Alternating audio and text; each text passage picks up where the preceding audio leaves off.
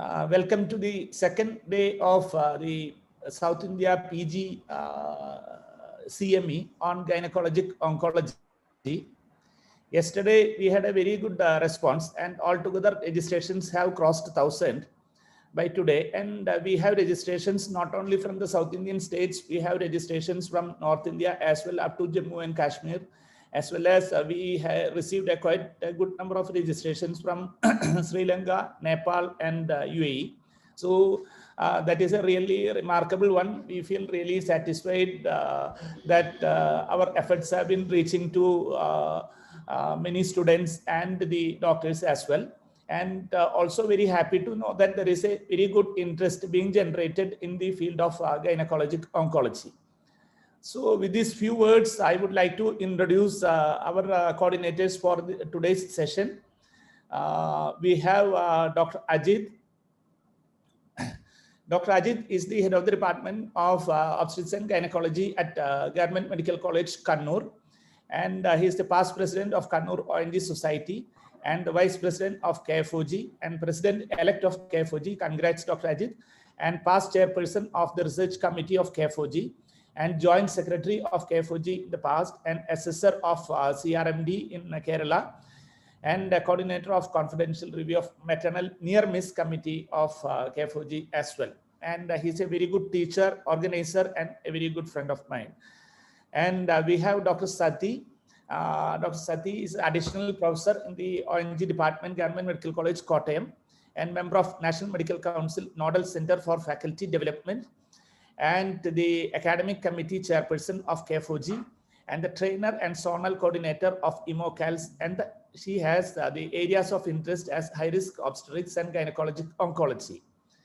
And Dr. Sadi and Dr. Ajit have taken lots of efforts to coordinate the topics and the faculty for this first session on today, that is on the endometrium and a few of the important other topics like the importance of gynec-oncology specialty, etc. With these few words, I hand over the mic to the coordinators for further proceedings. Over to you, Dr. Sadi and Dr. Ajit. Good afternoon, respected seniors, dear friends, my dear PGs. Myself and Dr. Sadi are very thankful to Dr. Kunjumoideen, Dr. Mumtaz, the entire POX team, and the Dr. Bhagyalakshmi for giving me this opportunity to coordinate this very important session.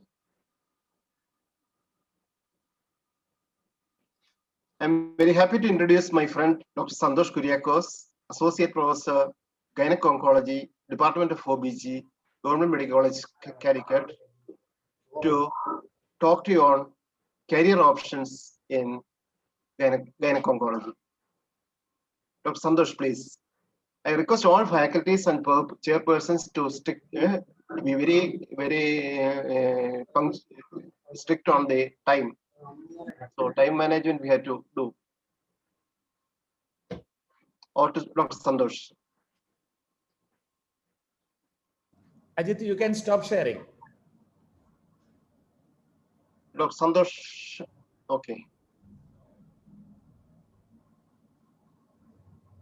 Santosh, you can unmute. Santosh, unmute, please.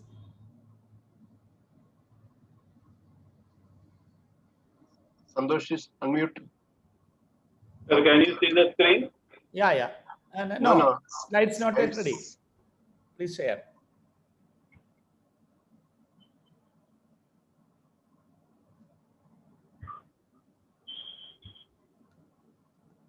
A very good evening to all.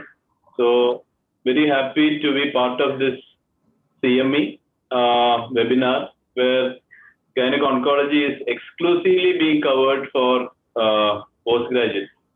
I remember a similar webinar similar conference which happened in, if I remember it right, in 2007 when Sridevi Madam was head of the department. So I got interested in this career option at that time.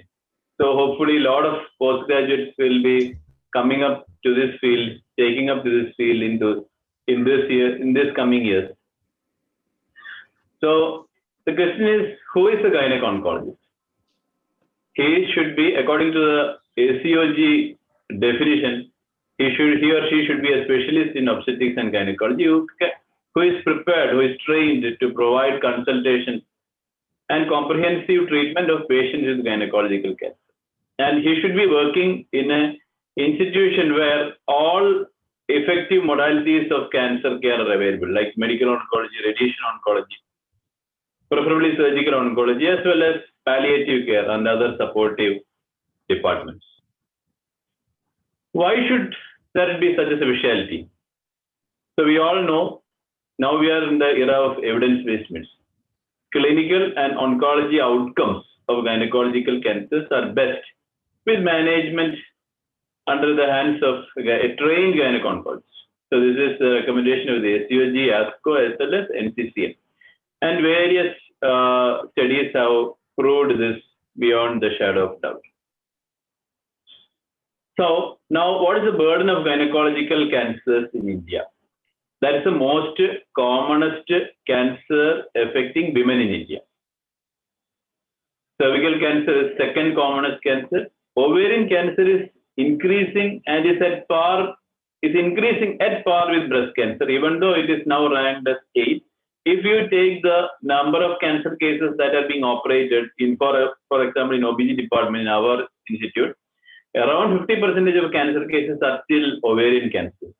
So, because if you take cervical cancer, around 70% will go to the radiation oncology, whereas ovarian cancer, 80% comes to us for surgical treatment. So that is the major load of our cancer-related, oncology-related work. And endometrial cancer is increasing every day because we are now slowly adapted to a westernized lifestyle. Sedentary lifestyle, increased fat diet and obesity, which is an epidemic in Kerala. So the number of cases that requires gynecologic oncologist interventions are increasing day by day. So if you take the Globok and the latest 2020 report, you can see the breast cancer is the commonest cancer in India, followed by cervical cancer. And if you take cervix, ovary, and endometrial cancers, that will come the biggest even before breast cancer. So that's why this is the commonest cancer affecting women in India. Now the question many postgraduates or many people ask is, what are the qualities of a gynec-oncologist? I don't know whether I'm actually, but of course, being in this field and having been taught by great teachers, I summarize this in 3 points. One, they should have an aptitude for oncology, a passion for oncology. That is not, I don't think that is something that can be generated, but that should come to the person an innate after going through the MBBS career or MS, PG period or DNB period. They should have that aptitude for oncology, a passion for oncology. Second, many people think that there should be the surgical skill should be very good, but I don't think like that. I'm a I'm average surgical skill. So I should say a reasonable surgical skill. Surgical skills can always be developed, as the only thing you need is a good mentor and good work environment. And the third point is you should be a lifelong learner. Surgical skills has to be improvised, and evidence is changing every month or every year. So you should be ready to change the way you approach a case. The only thing that is constant in life is change. So you should be your treatment should be based on evidence based. So I think that is the qualities I think a student who is pursuing gynec-oncology should have. Now let's see how many seats are there in India right now. MCH gynec-oncology has come to the picture. Let's just see how many seats are there. Why this number of seats are important, I will have to contrast it. When I first started pursuing this career, I will contrast this with what was then in the next slide. So at Tata Memorial Hospital, we have 2. Kidwai Memorial Bangalore 3, RCC Trivandrum we have 2 seats, St. John's 1, Amrita Institute 2, in Assam, Bhubaneswar Baruch Cancer Center 2 seats, and BJ Medical College, that is in Gujarat 4, Acharya Harihar RCC Cuttack 2, CMC Vellore 2. So that takes us 20 seats that are available through the NEET assessment, MCH. And AIIMS have got a separate exam, which is they have got a Delhi Institute as well as the Rishikesh Institute, 3 plus 2 total 5. So that takes us to 25 MCH seats per year.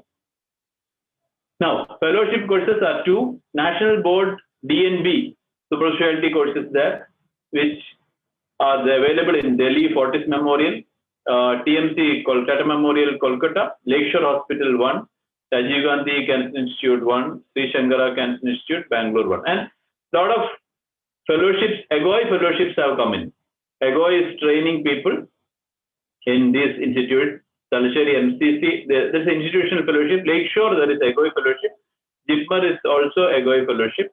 And Narayana Health City and Dharmeshwara Narayana Hospital, Bangalore. And the last but not the least, the MS candidate in OBG has an option to apply for MCH surgical oncology. I personally will not advise anybody to do that unless you are so keen on changing your career, because then you are no longer going to be practicing gynec oncology alone, you'll be practicing a wide area. So that is something I just pointed it there as a matter of completion sake.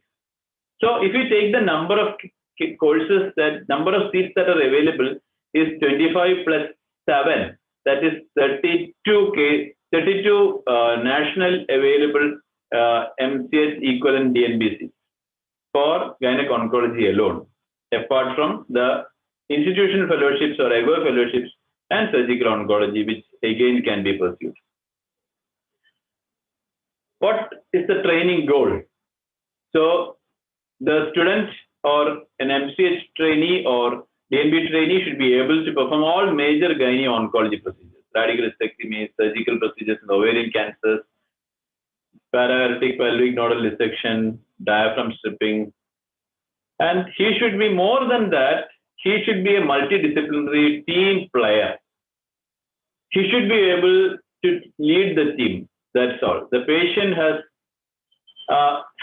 the highest priority. If you want a urologist to come in, call him. If you want a surgical oncologist to come, call him. If you want a gastrosurgeon to come in, call him. So that you give optimum treatment to the patient. And you, the gynec oncologist, is the most important person to lead and guide the team. It is never a career for surgical exploits or something to, so no, never. It is just the multidisciplinary care that should be the heart of your treatment strategy. Minimally invasive surgery, yes, you should be trained in minimally invasive surgery. And I will add the word training and use with discernment. And something which is very important in the heart of all oncologists, community oncology, preventive oncology. When we see more and more cancer patients, we see how we can prevent it, which in gynec oncology, there's a great role in preventing cervical as well as breast cancer and community intervention studies. So I will conclude in my next slide. So my journey began as a gynec oncologist. My desire to pursue this career in 2006 after my completing my MS in OB. So I sent a letter to one of the Pioneer Institute, to the head of the department, requesting for a training option. So I didn't get any reply. Then I attended an interview in a premier institute, again in India, and the results of that interview never came out. So I never knew whether so later on I knew that somebody was taken it, but the results was not announced. Then I went to RCC Trivandrum. So at that time, the RCC surgical oncology department had told me that we don't have any training options right now. Now remember that there are 2 MCH training in RCC Trivandrum. So then at a particular point, I joined Amrita Institute, which offered 2-year fellowship training under Chitradhara Madam and Vijay Kumar sir.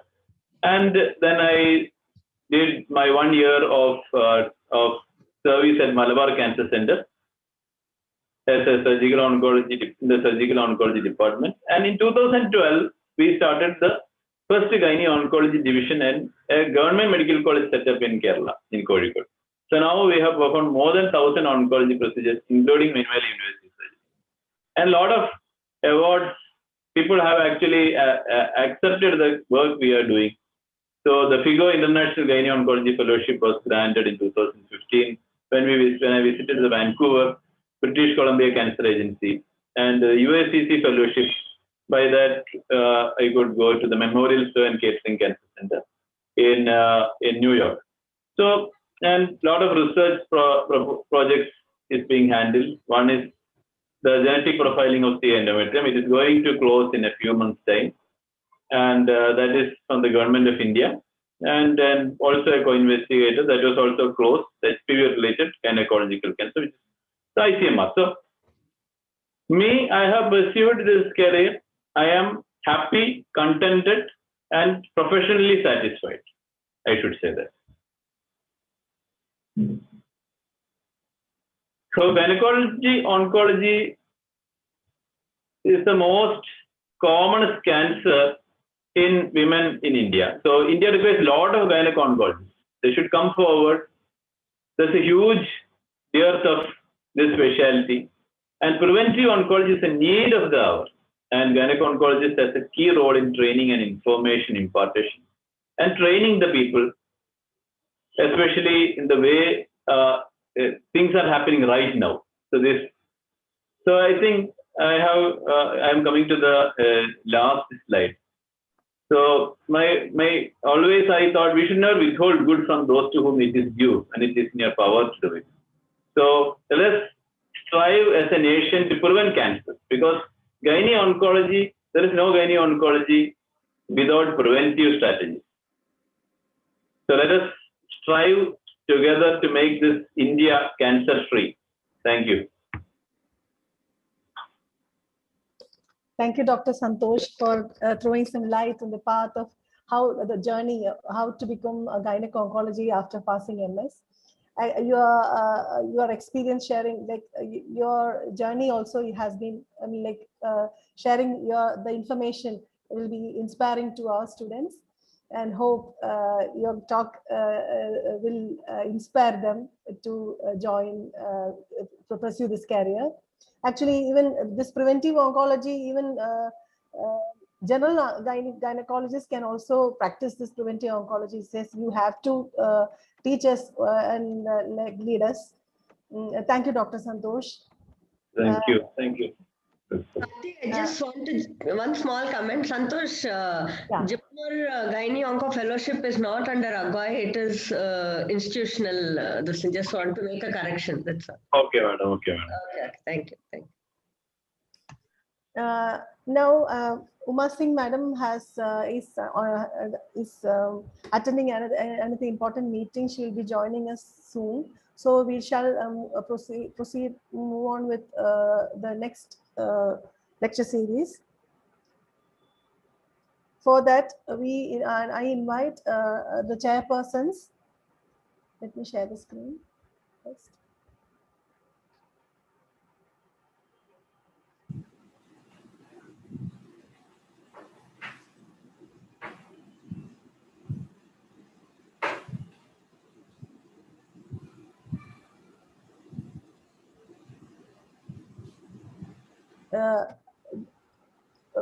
For chairing this session, we have Dr. Ambujam. She is a professor and HOD of Government Medical College, Thrissur.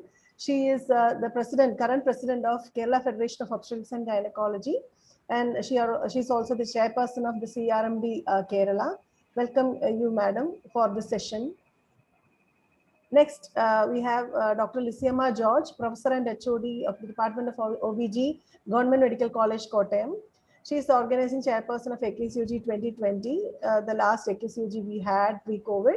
and her areas of interest is high-risk obstetrics and vaginal surgery. Next, we have Dr. Radhamani Madam. She is a professor and head of the department of Amrita of OBG of Amrita Institute of Medical Sciences. She retired as professor from Government Medical College, Alleppey. Her special interest is high-risk obstetrics as well as gynecological surgeries, including laparoscopy. She got the Best Professor Award in Obstetrics and Gynecology Studies 2019. She's the previous president of Cochin Obstetrics and Gynecology Society and present executive member and scientific committee chairperson of COGS. And she has gone as examiner for various colleges. She's a well-known PG examiner for both MS and also DNB. And over to you, madams, for chairing this session.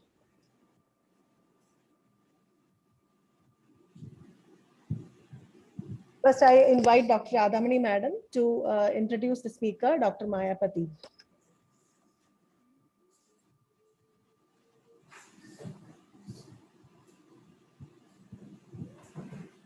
It is.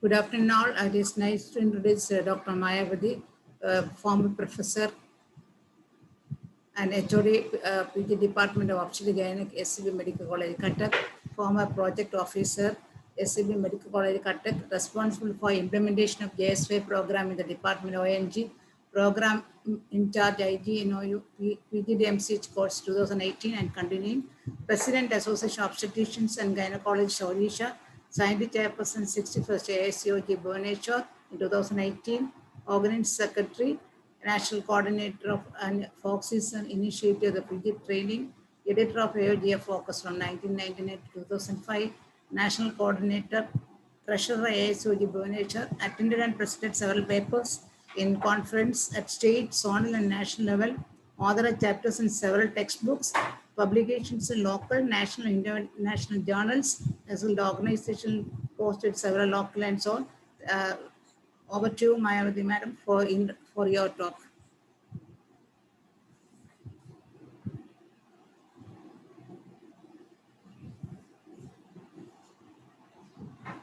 Hello, ma'am. Sorry. Hello. Yeah. Sorry, shall we stop sharing? Yes, sir.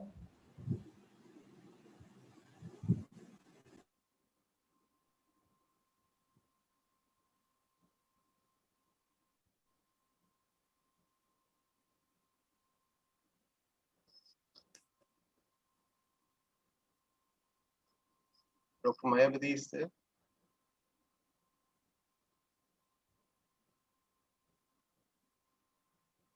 Dr. Mayapati is there. She's there. Dr. Maya is not joined most probably. Yeah, Not seen here. Yeah, not joined most probably. Yeah, she has joined actually. In between, she was there. Actually. Okay, then you can just see. I'm not able to see her. Then see, we will not waste time. We'll proceed with Dr. Giri's talk.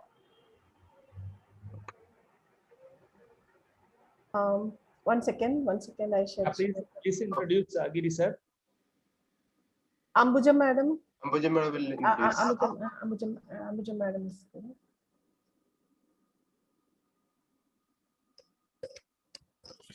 Ambujam Madam.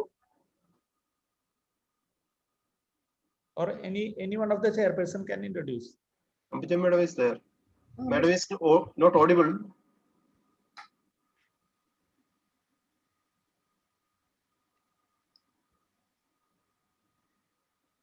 You are unmuted, but you are not audible.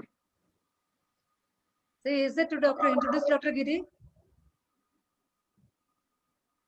Yeah. Actually, any of the chairperson can introduce. Shall I do that? Yeah, please. Yes, madam. Okay. I think I'm very happy to introduce Dr. Giri. He was a good friend of mine. I think we have met a long back when I was attending the oncology CMEs at Cuttack. His designation is his honorary professor, PG Department of Gynecology Oncology, Cuttack. Then he was the president of Gyna Oncology of India in 2000 for 2 years, in 2009 to 11.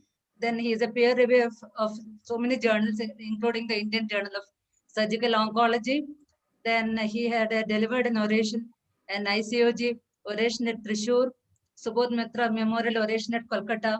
He has got so many publications also, and he is an MCH examiner in Gyna Oncology in many premier institutions of India. I welcome Dr. Giri. Okay, the floor is yours. Thank you, madam. Thank you, madam. And without spending much of time, let me share my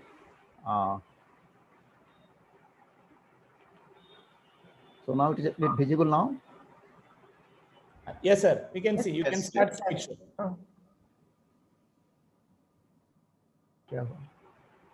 Okay.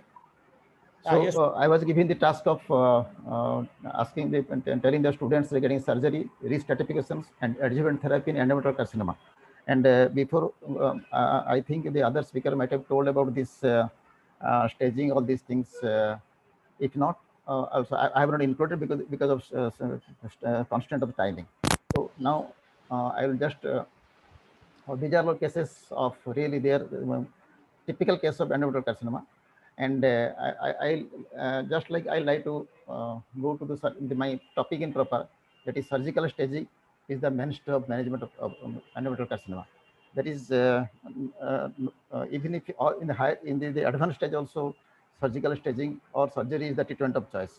So what you want to know after that, the mandatory workup should be general assessment of family history, comorbidities assessment, and genetic assessment, because we get these patients in very elderly persons. So we should be very careful about when you're dealing with such type of patients. And clinical examinations, this is PVPR examinations has to be done.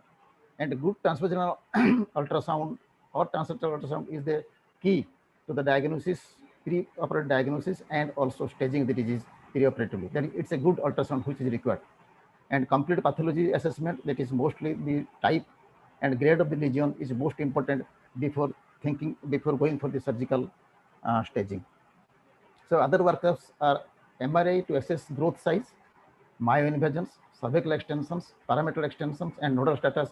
It is mostly preferred, if possible, means if patient can afford for it, or there is possibility of doing the investigation in the institution. It is mostly preferred after ultrasound. Ultrasound gives the diagnosis or hint to the diagnosis. MRI is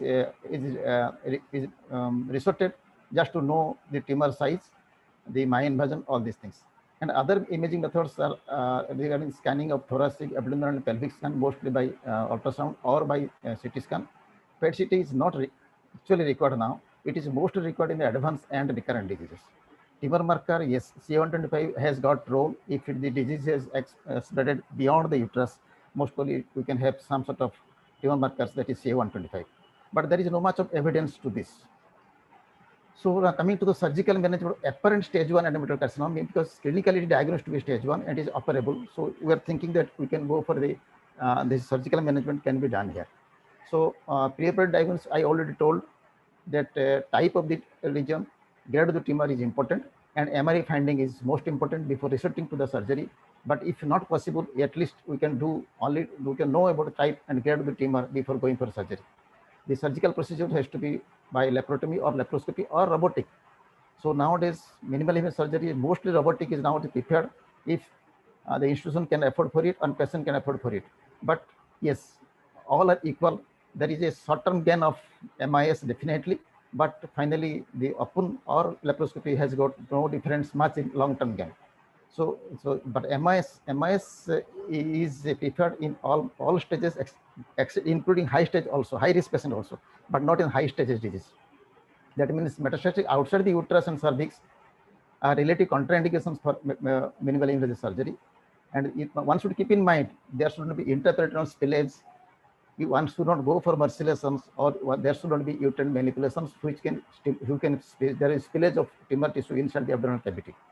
So if vaginal extractions after hysterectomy is not possible without the risk of uterine rupture, other measures should be taken, just like mini laparotomy or using endobag, etc. That is most important. What is the hallmarks in the management of endometrial carcinoma by MIS?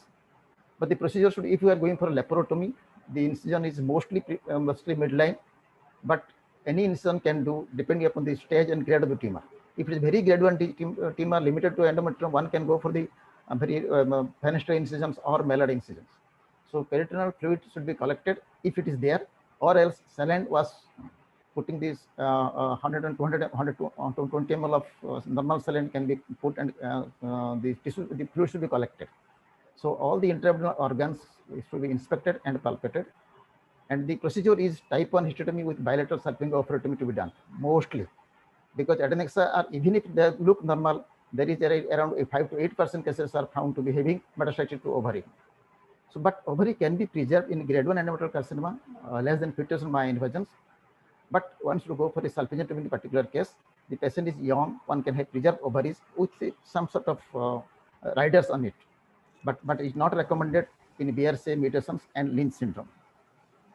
So vaginal cuff removal and parameter removal is not at all required in any case of endometrial carcinoma, except in stage 2 disease, where we may resort to it, but I will come in later.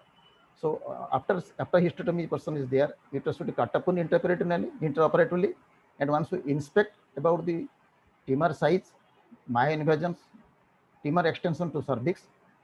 If it is not assessed by imaging, we should go for it, because if you cannot afford for the MRI, perhaps we should go for this on the table, cut into it, so that we can plan for lymphadenectomy, both pelvic and para-aortic. Intraoperative frozen section is not encouraged for myometric invasion assessment because of poor reproducibility and interference with adequate pathology processing. Appendicectomy and peritoneal biopsy, when peritoneum is involved, one should take multiple peritoneal biopsy. In non-endometrial carcinoma, it should be done. Staging laparotomy, staging intraocular omentotomy is performed. So I'm not getting it. Staging intraocular omentotomy has to be performed. It is not coming up. All right. Staging intraocular omentotomy is performed in stage 1 serous endometrial carcinoma, carcinosarcoma, undifferentiated carcinoma, and grade 3 histology and adnexal involvement. So here the omentotomy has to be done, but it can be omitted in clear cell and endometrial carcinoma in stage 1 diseases. So, but management of stage 2 disease, previously stage 2 means cervix is involved, but cervix involved means the usual dictum is we should go for a radical hysterectomy, this type 1 or type 2 radical hysterectomy or type 3 radical hysterectomy, but it is not recommended nowadays, because only it is required when we find that the margins, we should take the margins which is involved. And here in stage 2 disease, we should go for the pelvic and parietal lymphadenectomy. I will come to lymphadenectomy later on. Now, surgical restaging can be considered in a previously incomplete stage patients. Suppose a patient has come to us with a hysterectomy without being properly staged, whereas there is the role of surgical restaging or other is called revision staging in a high intermediate risk patients or high risk of disease, and if the outcome might have been implication of adjuvant treatment therapy. So we can plan for adjuvant treatment depending upon the restaging finding. So now question, this lymphadenectomy is a very controversial issue in endometrial carcinoma. So it is not therapeutic, you know, everybody knows it is not therapeutic, but it is an integral part of comprehensive surgical staging. The advantage of comprehensive surgical staging is prognostic, to triage patients for adjuvant therapy. If we find anything out of this, out of the lymphadenectomy, if lymph node is positive, so we can think of going for adjuvant therapy. But when indicated, when lymphadenectomy is indicated, systemic removal of the pelvic and parietal lymph nodes should be taken care of, and up to level of renal vein. Lymphadenectomy adds to the morbidity, so alternative is sought after morbidity, because if it adds to morbidity, so people are thinking to going for the sentinel lymph node biopsy, which is an alternative to lymphadenectomy, and this is mostly done in robotic surgery and some of the laparoscopic surgery also. So ICG is indocyanine green is most sought after in a SNLB procedure, but one should go for a pathologic ultrastaging. The ultrastaging means we should have sections of the tissue at least 200 micrometer, at the interval 200 micrometer, and we should get as many as sample we should take it and go for the tissue histopathological evaluations. And presence of both micrometastasis and macrometastasis, that is less than 2 millimeter, is regarded as metastasis involvement, and we should think of going for a adjuvant therapy. But isolated tumor cell is found in the ultrastaging, does not call for any adjuvant therapy.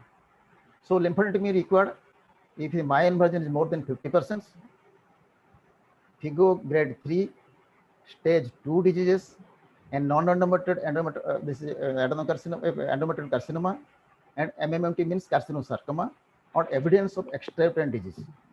And incomplete stage patients, if it comes to us, we should go for lymphadenectomy. This is to tailor the adjuvant therapy.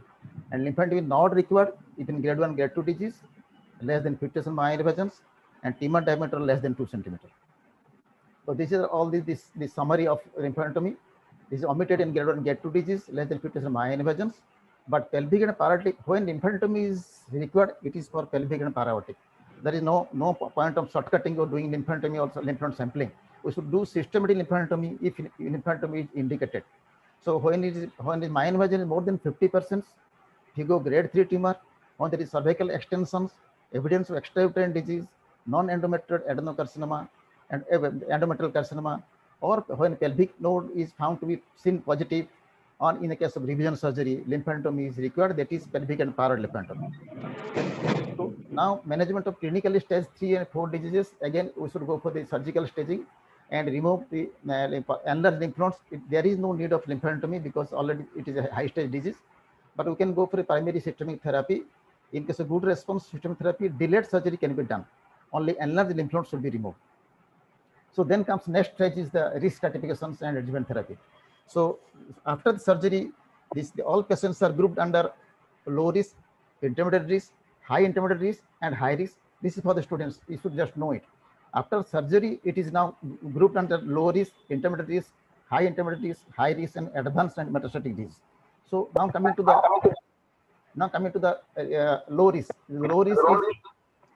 Low risk is stage 1 endometrioid and low grade. Low grade means grade 1 and grade 2. There are 3 grades: grade 1, grade 2, and grade 3. The grade 1, grade 2 is included under low grade. So when stage 1A endometrioid plus low grade disease with no LVSI or LVSI is focal, and this is called low. This is low risk group. Intermediate risk group is stage 1B, means more than 50 myelin evasions with grade 1, grade 2, and LVSI is negative or focal. Or stage 1A means less than 50 myelin evasions, but high grade means grade 3 lesions, and LVSI is negative or focal. And stage 1A means less than 50% myelin evasions in a non-endometrioid, serous, clear cell, undifferentiated carcinoma, carcinosarcoma mixed without myometrial invasions are grouped under intermediate risk. So high intermediate risk is something different here. Is stage 1 endometrioid plus the LVSI can be divided into focal or substantial. Focal is as good as negative LVSI. When there is substantial LVSI found in the tissue sample, so stage 1 endometrial carcinoma with substantial LVSI, regardless of grade and depth of invasion, is grouped under high intermediate risk. Stage 1B means more than 50 myelin invasions. Endometrioid high grade grade 3 tumors, regardless of LVSI status, and grade stage 2. Stage 2 earlier in the earlier classification it was included under high risk. Now it is included under high intermediate risk. So high risk means is stage 3, stage 4A with no residual disease after surgery. Stage 1 and stage 4A non-endometrioid, serous, clear cell, undifferentiated carcinoma, carcinosarcoma mixed with myometrial invasions and with no residual disease are grouped under stage high risk group. So these are all. So now coming to advanced or metastatic groups are advanced is stage 3, stage 4A with residual disease after surgery. All the tissue could not be removed, and this is advanced stage. Metastatic means stage 4B. It has gone out of the abdomen, it has gone to lungs, it has gone elsewhere, gone to liver. So now coming to, so now this is again some graph of this. This low risk means grade 1, grade 2, less than 50 myelin invasions. There is no other involvement anywhere else, no LVSI. Intermediate risk is stage 1B means more than 50 myelin invasions. Grade 1 and grade 2 LVSI negative or focal. Stage 1A, grade 3 LVSI negative or focal. Type 2 means non-endometrioid endometrial carcinoma. Type 2 endometrial carcinoma with no myelin invasions, they come under, means type 2 stage 1A, they comes under intermediate risk. But high intermediate risk groups come under stage 1B means more than 50 myelin invasions, endometrioid, grade 3, regardless of LVSI status. And stage 1 endometrioid, grade 1, grade 2, the substantial LVSI, regardless of depth of myelin invasions. And stage 2, they come under high intermediate risk. High risk is a stage 3, stage 4 endometrioid, no residual disease, and non-endometrioid serous clear cell carcinoma in stage 1, stage 4 with no residual disease. This is the summarize this thing. So now we have stressed it. We have now put this in the low risk, intermediate risk, intermediate risk, and high risk. After that, the treatment starts. For the treatment, we're going to do adjuvant treatment depending upon the risk factors. So in the low risk, as I told you, there is stage 1A, grade 2, grade 1, grade 2, no or focal LVSI. The patient does not require any adjuvant treatment. Okay. Now, intermediate risk groups, they come in a very different typical way. This is stage 1B, mean more than 50 ion invasions, endometrioid, grade 1, grade 2, LVSI negative or focal, stage 1A, grade 3, LVSI negative or focal, type 2 endometrial carcinoma with myoin invasion, no myoin invasion, stage 1A, type 2 endometrial carcinoma, they is separate entity. So, adjuvant brachytherapy can be recommended to decrease vaginal recurrences. Yes, that is one point. We can think of going for adjuvant brachytherapy. Omission of adjuvant brachytherapy can be considered, especially in patients as less than 60 years. So one can think of not giving any adjuvant therapy. For P53 aberrations, abnormalities, carcinomas restricted to the polyp, when you remove the polyp and found to be carcinoma. But if subject for P53 investigations, and the polyp is there, but there is no myoin invasions, adjuvant therapy can be withheld. We can avoid giving adjuvant therapy. Next comes on the high intermediate risk. This is P means pathological N0. There is no lymph node after lymph node staging is already done. Lymph node is not found. So there is the role that stage 1B endometrioid grade 3, regardless of LVSI status. Stage 1 endometrioid grade 1, grade 2 substantial LVSI regardless of depth of invasions, and stage 2. These are the cases groups which falls under high intermediate risk. PN0 means pathological node negative after lymph node staging. So adjuvant brachytherapy can be recommended to decrease vaginal recurrences. But here is the role of the external beam radiotherapy to be considered for substantial LVSI and for stage 2. If it's stage 2, one can think of external beam brachytherapy. And adjuvant chemotherapy can be considered, especially in high grade or substantial LVSI. These are all options available to us to treat the patients of such type of patients. But there is a high intermediate risk group with clinically N0, but pathologically node is not staged. This lymph node is lymphadenectomy not performed in particular case. There the stage 1B endometrioid grade 3, the same type of group of the high intermediate risk. But what they're going to do? Most probably adjuvant EBRT, because we do not know about the lymph node status. Perhaps we should go for adjuvant EBRT, especially for substantial LVSI or for stage 2 cases. One can think of that. Additional adjuvant brachytherapy chemotherapy can be considered, especially in high grade and substantial LVSI cases.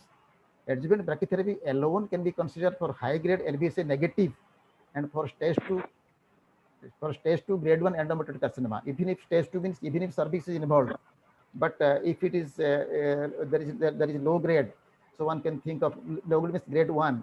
One can think of only adjuvant brachytherapy. Now coming to high risk group, what are they? They are stage 3, stage 4 endometrioid, no residual disease, non-endometrioid, the serous classic and undifferentiated carcinosarcoma, and stage 1 to stage 4A with no residual disease. One can think of EBRT is the treatment of choice. One can see only EBRT. One can give concurrent chemoradiations. We can give only radiotherapy. There are many options available with us, depending on the situations and the patient's tolerability. Chemotherapy is in alternate options. Carcinosarcoma should be treated as carcinosarcoma if it is diagnosed by after surgery or before surgery. Treatment should be treated with total complete surgical staging with lymph node, pelvic, parotid lymphadenectomy, omentectomy, followed by mostly chemotherapy is the treatment of choice in the carcinosarcoma. So advanced cases, yes, there again the permutation combinations are there. You can do debulking followed by primary chemoradiations. This is the treatment of choice in advanced stage disease. But if only, but if in this particular case, only enlarged lymph nodes should be resected. Systemic lymphadenectomy is not recommended in advanced stage diseases. So adjuvant therapy, already I told about this. So adjuvant radiotherapy is the advanced stage, grade 3 tumors or deep myoin invasions, adverse pathology types, high risk of recurrences. They are the treatment for there. We can give EBRT, we can go for vaginal brachytherapy, but result is again we do not know about what is the result. Adjuvant chemotherapy, only certain groups of patients with high risk features are likely to gain from the survival advantage, and we do not know if it sometimes that chemotherapy is better than radiotherapy in high risk endometrial carcinoma. Few more ongoing trials evaluating role of chemotherapy still they are continuing, but the treatment, the standard care of treatment is carbo is the treatment of choice. But hormone therapy is again it is under investigations. Nobody knows about this, and survival benefit is not much to be seen. tamoxifen can be given if the ER/PR positive cases.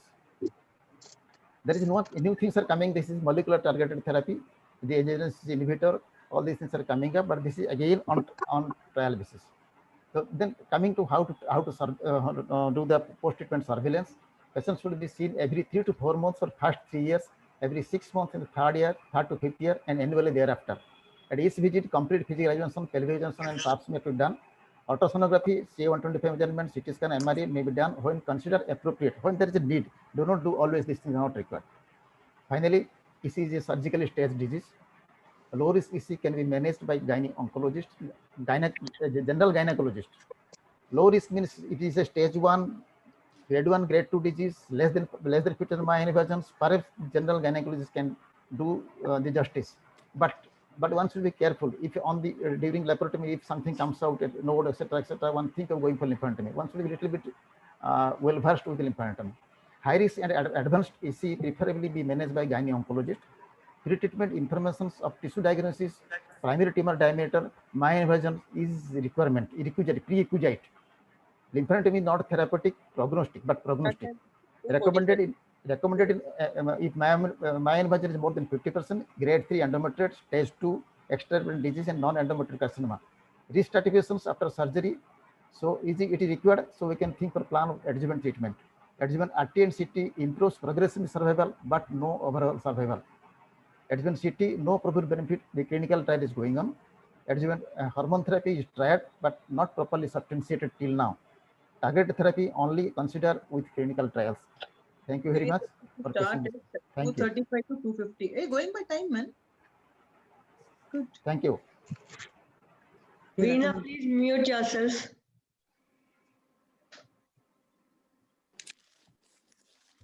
Chairpersons, Ambuja Madam.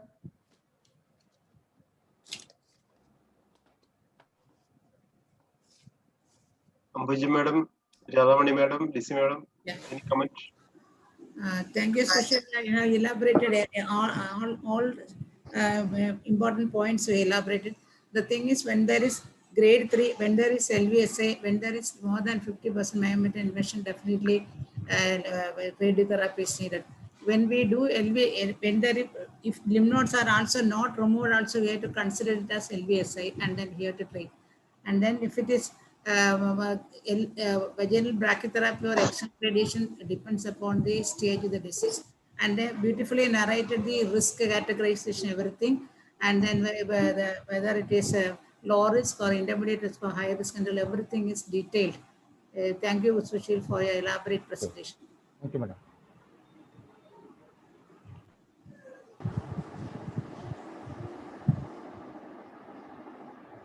Next, inviting Ambuja Madam to invite Dr. Leda Madam. And Dr. Sadi, please share the CV. Yes, sir. Yes, I'm doing. Ambuja Madam, not audible.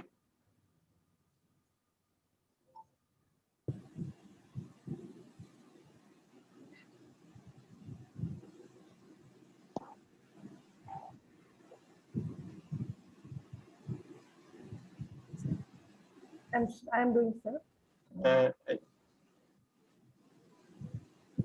I think Ambuja Madam is not audible. Some other person can do it. Lysiama Madam has logged in. Lysiama Madam.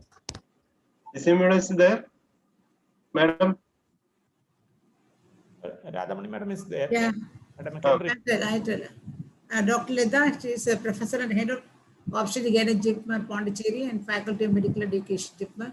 Achievements: one CS Dawn Award for the best paper at ASUG 2007, Advanced Infertility Training at Edapal Hospital, All India Institute of Medical Science, Krishna IVF, Visakhapatnam, and Srishti Hospitals, Pondicherry. She executive MBA in Hospital Administration, was Secretary of Obstetrics and Society, Pondicherry, resource person for PG training programs, high risk obstetrics, oncology, and infertility in many national and international journals and co-authors publications of the FOXI publications also. And so over to you, Dr. Leda, for your presentation. Yeah, thank you, Chairperson, and also thank you, Kunju Mohiddin and Dr. Bhagya. I'll straight away share my slides. Before I start, I just want to tell the postgraduates, this talk is not a talk as we give in CME, but it is exactly how you approach a question given. How do you approach in your exams? See, again, when it comes to short answers, different universities have different marks. Sometimes you'll have 5 marks, sometimes you'll have 10 marks. Like in Pondicherry universities and some of the universities in South, all questions carry equal marks. So how do you approach? So the topic is Lynch. Suppose you have a question on Lynch syndrome, what do you do? So this is how you should address it. Please, you have to write the definition. What are the cancers associated, and especially those specific in women because it's a gynae paper. Then what are the genetics and screening and prevention. If you have these points, then you'll be able to answer the questions easily. So when you come to definition of Lynch syndrome, it is an autosomal dominant familial cancer risk syndrome. It occurs due to germline mutation in one of the several mismatched repair genes. It is associated with an increased risk of colorectal cancer, endometrial, and ovarian cancer. There are, of course, other cancers associated with it. Now, when it comes to Lynch syndrome, there's Lynch syndrome 1 and Lynch syndrome 2. Lynch syndrome 1 is when only colorectal cancer is involved. What we are more worried is about Lynch syndrome 2, where colorectal cancer is involved with extracolonic sites. So what are the cancers associated with Lynch syndrome other than endometrial and ovarian? For us, it important is breast, stomach, small intestine, hepatobiliary, upper urinary tract, brain, and skin. Of course, of all these, what we are interested in more in endometrial and ovarian cancer. So it is, as I said, it is caused by mutation of one of the genes, and these genes linked are MLH1, MSH2, MSH6, and PMS2. What is more important are these 3 genes, and it increases a person's risk if several types of cancers. Okay. The genetics, how does it come? The parents with Lynch syndrome has various names. It is also called as HNPCC, that is hereditary non-polypoidal colorectal cancer. They have a 50% chance of passing the genetic mutation on to the child. So everyone has 2 copies of each of the genes involved in Lynch syndrome, one from their mother and one from their father.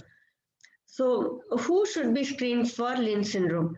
Those who develop colorectal cancer or endometrial cancer at the age less than 50 years, or colorectal cancer in one or more first-degree relatives who also has had another Lynch syndrome related cancer, and again before the age of 50 years. When we say first-degree relative, it will be parents, siblings, and their children. Okay, and or if they develop colorectal cancer in 2 or more first-degree or second-degree relatives with another Lynch syndrome related cancer, irrespective of the age. The difference between this one and this is the age. Here the age is less than 50. If one or second-degree relatives are also involved, then age doesn't matter. And also those developing colorectal cancers and other types of cancers which are linked with Lynch syndrome at the same time or separately. That means if the woman develops endometrial cancer, she has a risk of developing colorectal cancer too. Okay, Lynch syndrome is related to what are the cancers related to women with Lynch syndrome? I've already told endometrial cancer and ovarian cancer. Of these, 50% of the times endometrial cancers are present. And remember, in women, this is the commonest presentation. That means sentinel in the means it's the first presentation. Colorectal cancer may develop after this. In 50% of women, they don't have colorectal cancer, unlike in men. They start off with an endometrial cancer. And the risk of developing a second cancer in these women is around 25% in 10 years and 50% at the end of 15 years after the initial diagnosis of endometrial cancer. So, and also, there is with the endometrial cancer associated with Lynch syndrome is heterogeneous. That means you may have in the same histopathology a well differentiated to a poorly differentiated cancer. So SGO recommends that all patients with endometrial cancer be screened for Lynch syndrome. Okay, and the testing is also recommended when the syndrome is also the other related tumors are present. Now, what are the differences between those endometrial cancers which develop sporadically and those which are associated with endometrial cancers? If you look at the lifetime risk, Sporadic cancers is only around 2.6%, whereas Lynch syndrome is between 48 to 54%. Age of occurrence in sporadic cancers is usually above 60 years, may go on to 70 years. But if you look at this, the mean age is around 48 years. That means almost less than 50 years. The risk factors like obesity, PCOS, and diabetes are present in sporadic cancers. Usually they are absent. In fact, we see women with low BMI. The histopathology predominantly in sporadic cancers are endometrioid, whereas in Lynch syndrome, we have equal occurrence of both endometrioid and non-endometrioid type. And another thing which is said is it is seen in the lower uterine segment. When we say lower uterine segment, it is not like how we see in pregnant uterus, it's basically the isthmus. And if you look at the cumulative incidence of female genital cancers and gene mutations, in both the cancers, whether it is ovarian or endometrial, you see MSH2 is quite prominent. So there will be a mismatch in this. There is error in this gene, and also MLH2. If you look at ovarian cancer, MSH6 and PMS2 are not very common. But then it is not singly detected when they do a panel of genes. So anyway, in all the cases, depending on the institute and depending on the affordability, a panel of genes are done. But what is important is all these 4 genes. Okay, if you look at ovarian cancer and Lynch syndrome, the lifetime risk is 6 to 12% with Lynch syndrome. And again, the mean age of occurrence is 43 to 49 years, unlike unusual ovarians which occur at a later age. It is 16 to 20 years earlier than the sporadic cases of ovarian syndrome. Usually, those tumors associated with Lynch syndrome are good in prognosis because they are diagnosed at an early stage. So how is the testing done? Either we do immunohistochemistry in the tumor if the woman is undergoing hysterectomy for endometrial cancer, or if there is a family history, then we need to do a genetic counseling and do a genetic testing on the blood. Okay. So whom do we screen and prevent? People who are at risk should undergo yearly pelvic examination. I've already mentioned about the risk factors, a pelvic ultrasound and endometrial biopsy from the age of 30 to 35 years. In fact, SGO also recommends they need to keep a menstrual calendar. If anything is abnormal, they have to report. A CA 125 levels is also recommended for ovarian cancer, but then how reliable it is, we don't know, but there's no harm in doing. Best is if patients have, women have finished their family, then after the age of 40 years, they should undergo risk-reducing surgeries when they have a risk factor for Lynch syndrome, hysterectomy, and bilateral salpingo-oophorectomy. All endometrial cancer, and in fact, SGO recently in January 2021 has recommended that all endometrial cancers should be screened for Lynch syndrome.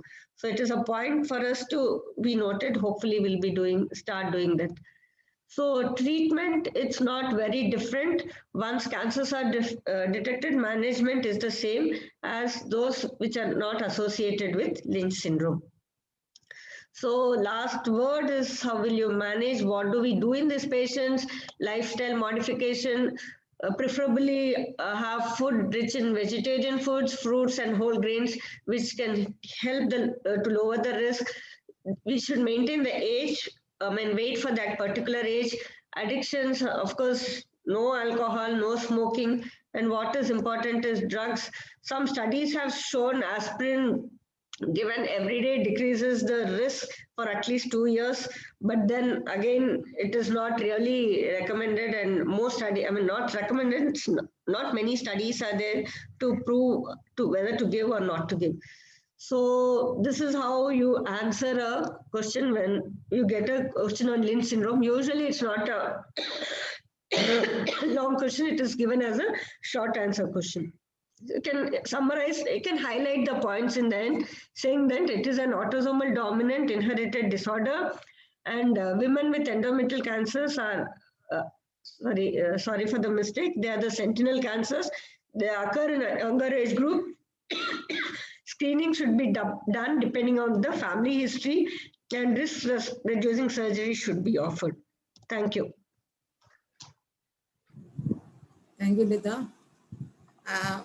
The 3 more important points are, one is the younger age, And number two, the location wise, usually fundal region is a tumor.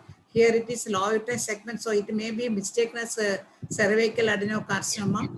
Another thing is non-endometrial tumors are more common. These are the three most important points to be associated with the Lynch syndrome and carcinoma endometrium. Yeah. Thank you, madam. Madam, Dr. Mayapati has joined. Shall we invite her? Actually, introduction has already been elaborated by Dr. Radhamani, the chairperson. Inviting Dr. Mayapati, Professor and HOD, Department of OBG, SCB Medical College, Cuttack, for her presentation. That is the causes of postmenopausal bleeding, evaluation of a case of CA endometrium.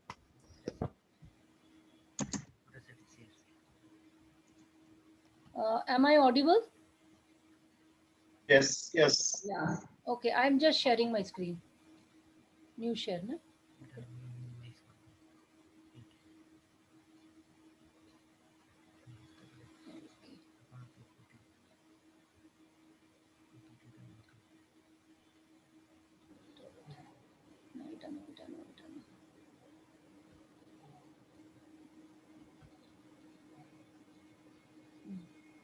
Slide show कर दो.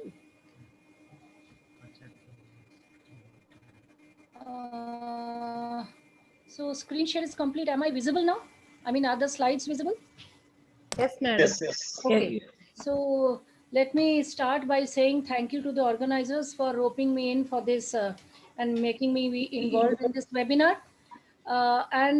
Sorry for the inconvenience caused to the organizers for my delay in joining in.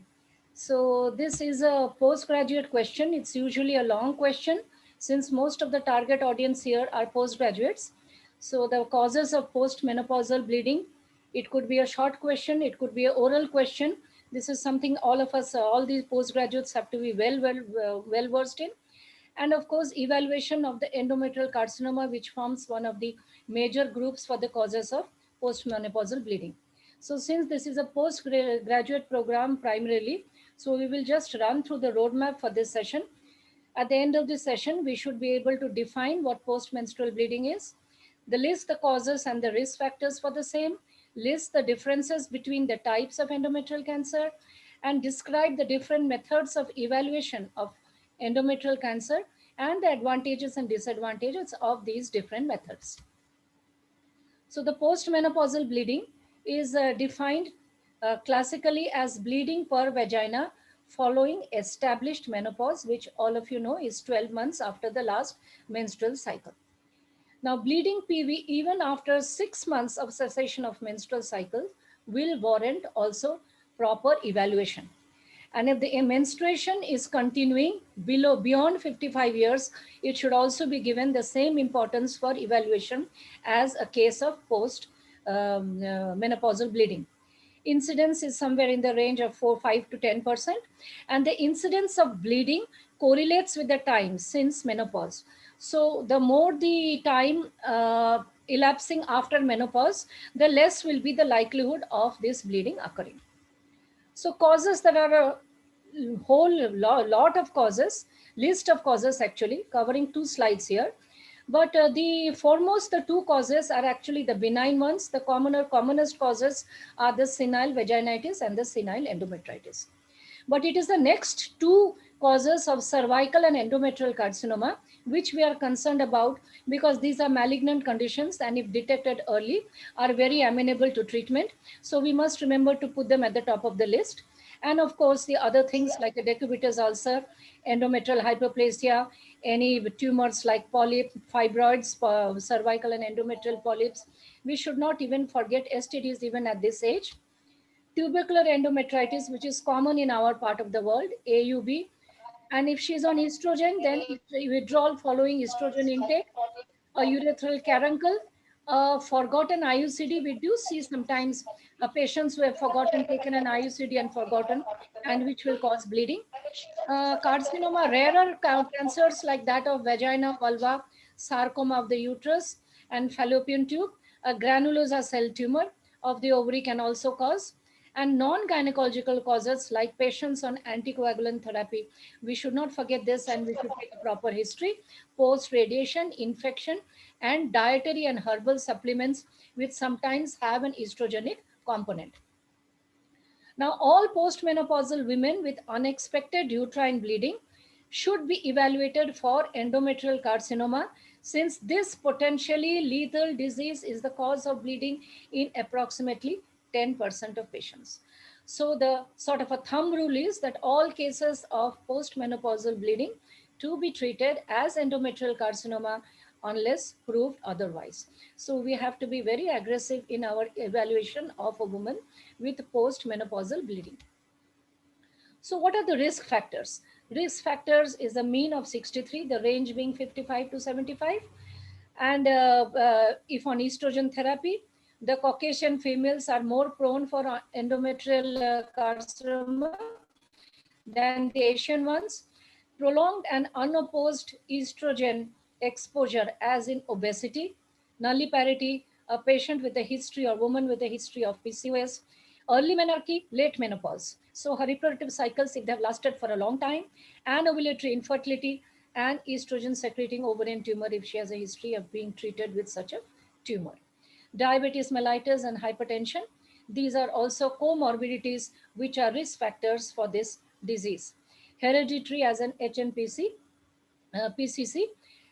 If she's on tamoxifen therapy, which is mildly estrogenic, and if she has any germline mutations of PTN, P53, BRCA1, etc. Basically, there are two types of endometrial carcinoma. So this you have to be very clear about. The commoner and the better variety is the type 1, which is 80%, and the type 2 is 20%. Now, what comprises the type 1?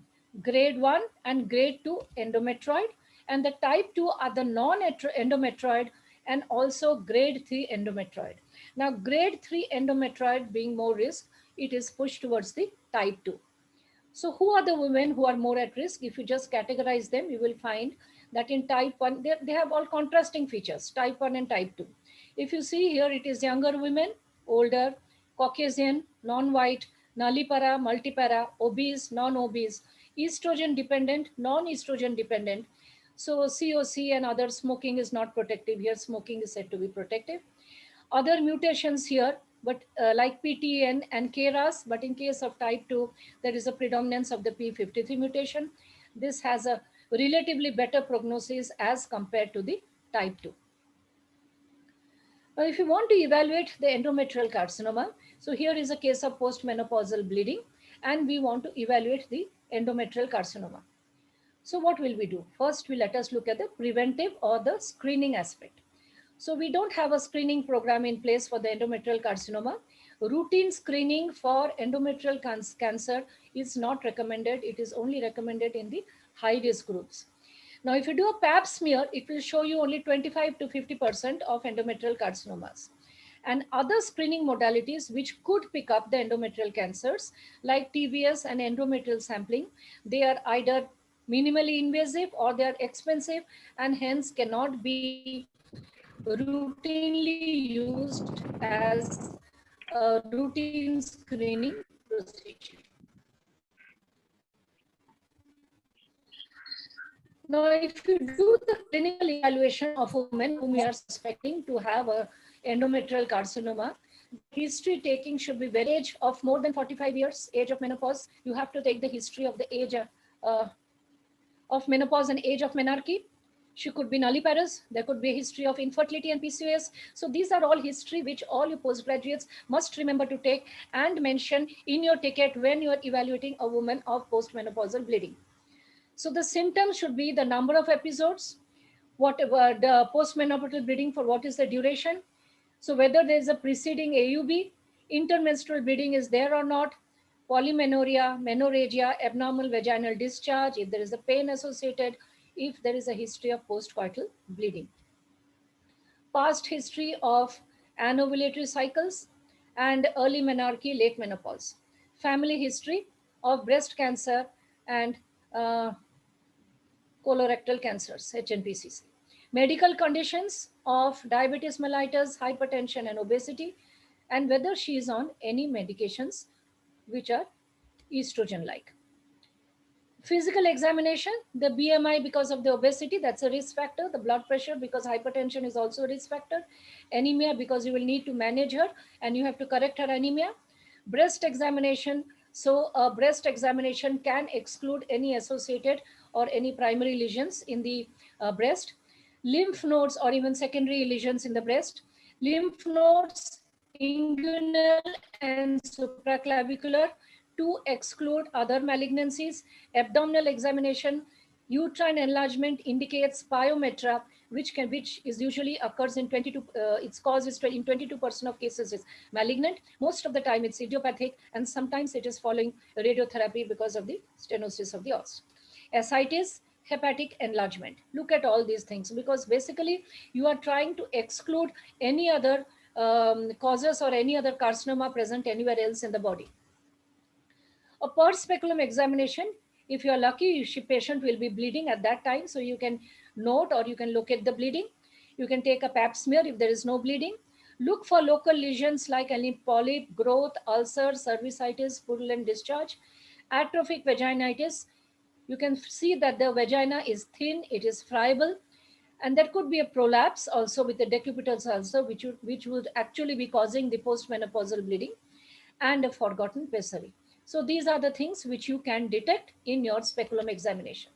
If you do a PV examination, specifically note for the cervix, whether it's a broad expanded cervix, which will indicate that there is a growth in the cancer, either a primary endocervical cancer or extension from the corpus.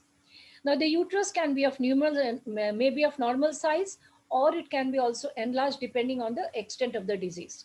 And presence of other pathology in the uterus. Adenexa, other pathology means you are going to exclude polyp, you are going to exclude erosion, you are going to exclude other causes which could be giving rise to the postmenopausal bleeding.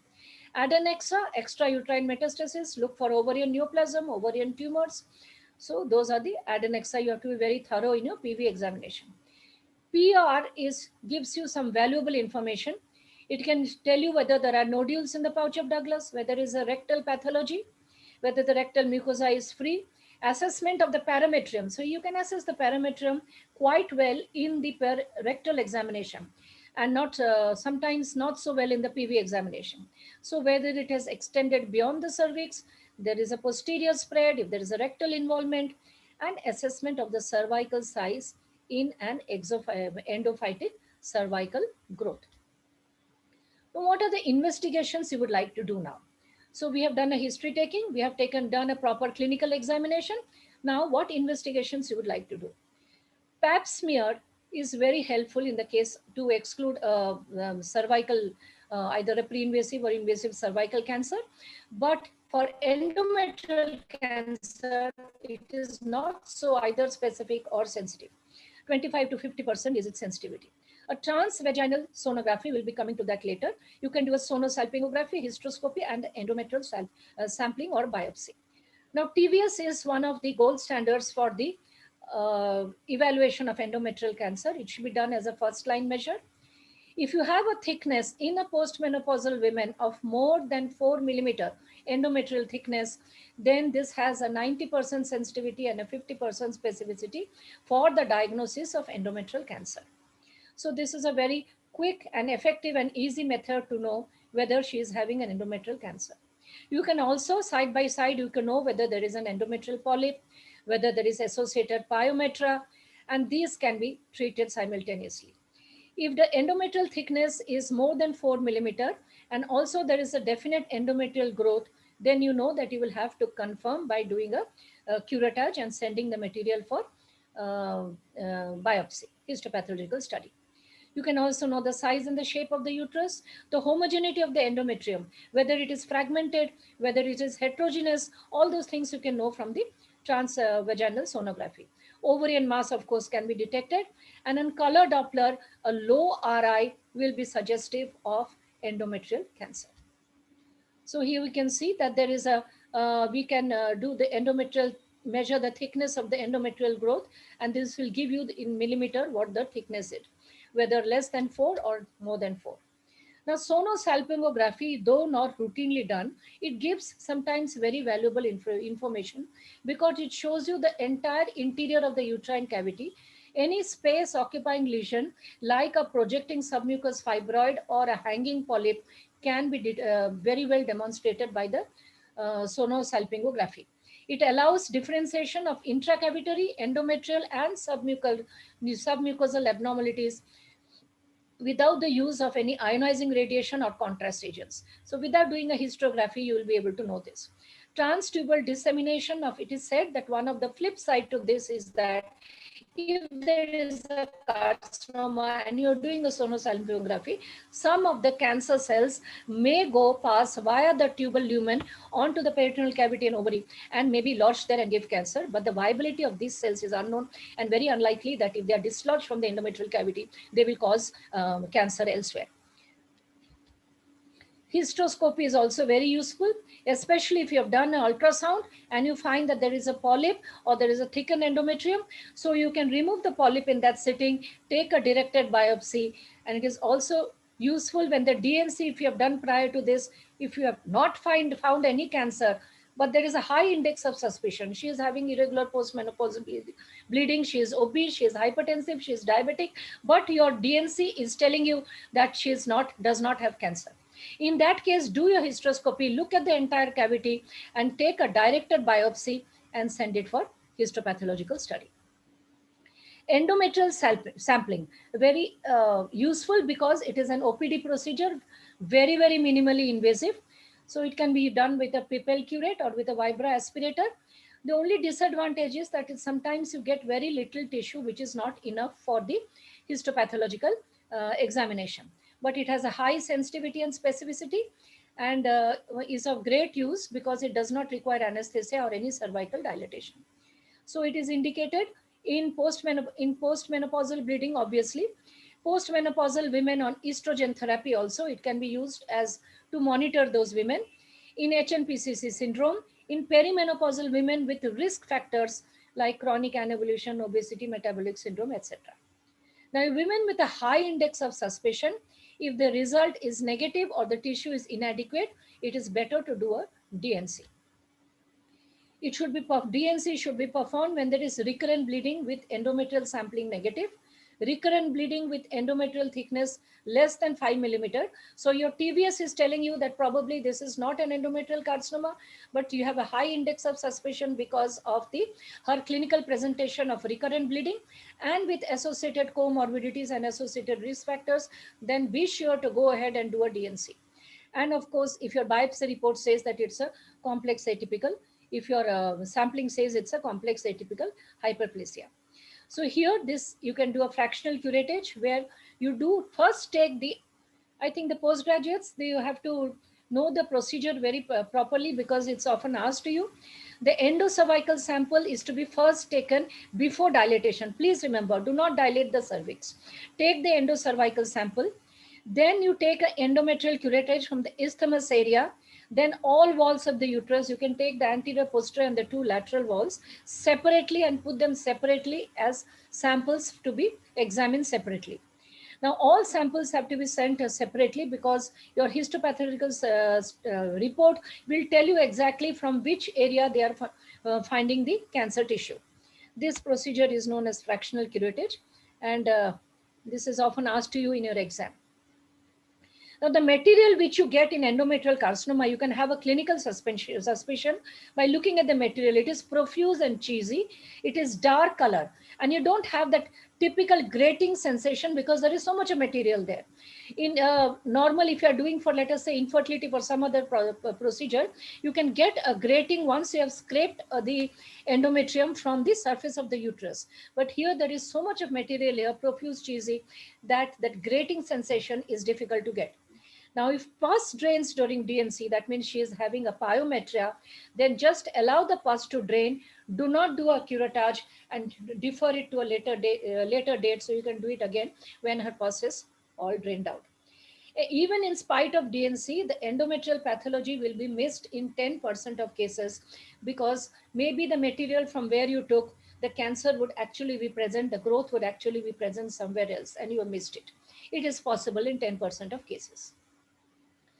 So pre-operative other evaluations are, you can do a CA125 if you want to know an extrauterine disease like a ovarian neoplasm, a CT scan to detect disease outside of the pelvis, and MRI for evaluating the depth. MRI is useful because it gives you a lot of additional information. It's not a routine screening or a routine procedure, but already if it is showing an endometrial growth and the patient has been diagnosed as endometrial cancer, this can be used as an adjuvant investigational modality to evaluate the depth of the myometrial invasion and the extension of the cervical involvement.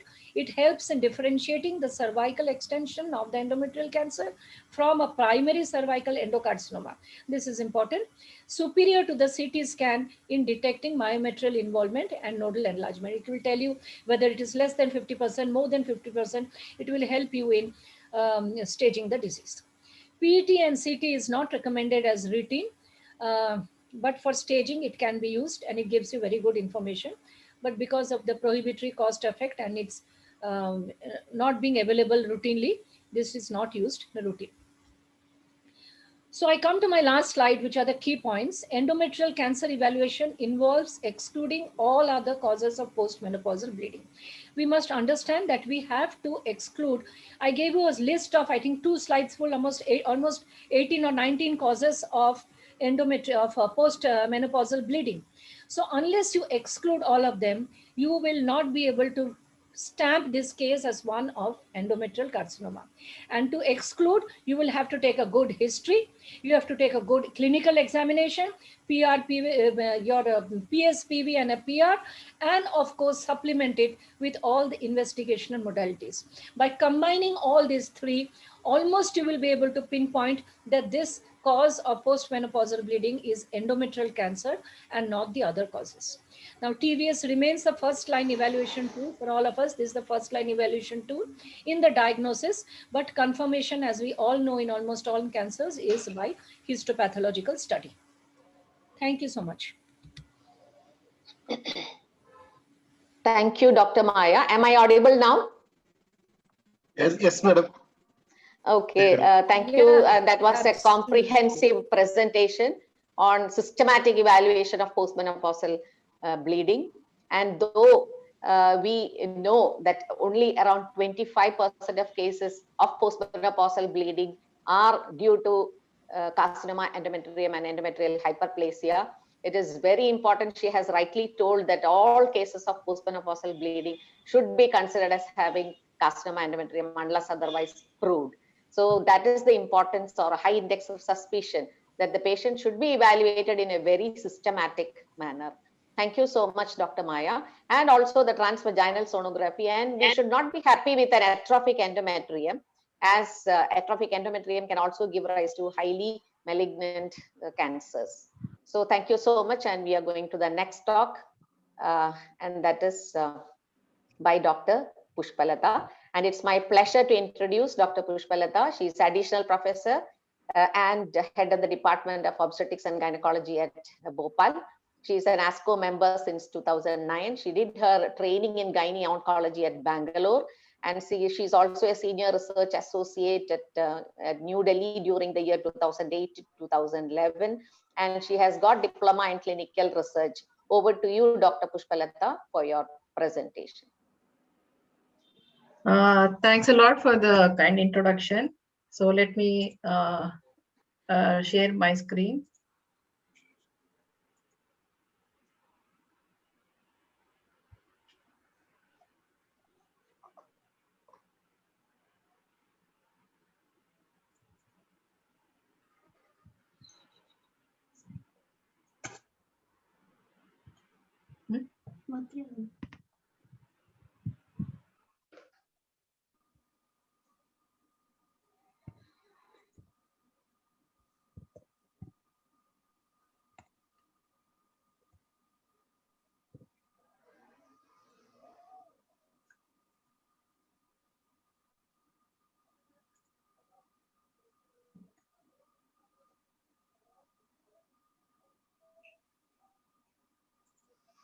Hello. Now you're sharing. Yeah, thanks a lot. I think this is the right time since February is the Cancer Awareness Month for whole month. This occasion cannot be better than this to have the PGCME. So I really congratulate Foxy for organizing this PGCME, and I also congratulate and thank Fox and along with Kerala Federation of Obstetricians and Gynecologists for giving me this opportunity. So I think mine will be just a recap of whatever has been spoken by the dear speakers. So let me start with my topic, that is the type 2 endometrial carcinoma. So my slides are visible and I'm audible, I suppose. Yeah, can you make it slideshow? Yeah. Slideshow.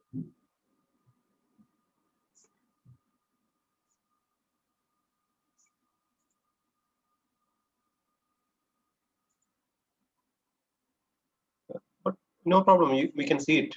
Yeah. So I think in my next few slides, we'll just see what is this type 2 endometrial carcinoma and how is it different from type 1 endometrial carcinoma. And at the same time, what is the incidence, its epidemiology and its presentation. At the same time, how do we manage these cases, and why are we really worried specifically on this type 2 endometrial carcinoma. And definitely, as we all know, that it is a cause for concern, because it doesn't fall in the stereotype of type 1 endometrial carcinoma, where we have a clear-cut roadmap as to its management. So let us start with the introduction. So this endometrial carcinoma, as we all know, that it ranks third in India among gynecological malignancies, and it is most common gynae malignancies in the US, and 6% of all cancers in women. And it can be classified into type 1 and type 2 based on histology, incidence, responsiveness to estrogens, prognosis, clinical and histopathological profiles.